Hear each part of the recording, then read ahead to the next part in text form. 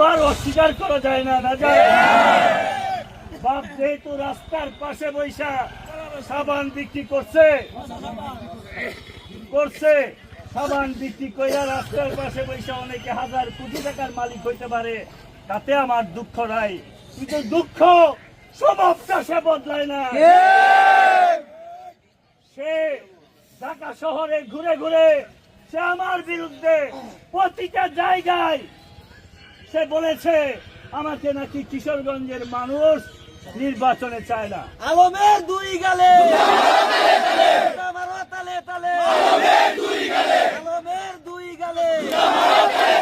আলমের সেন্টিগ্রেড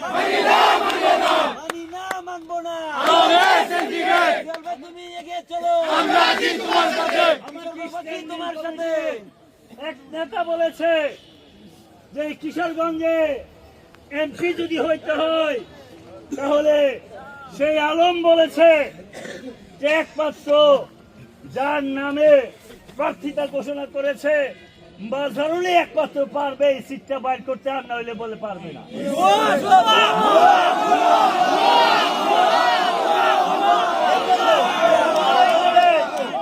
আপনারা এখানে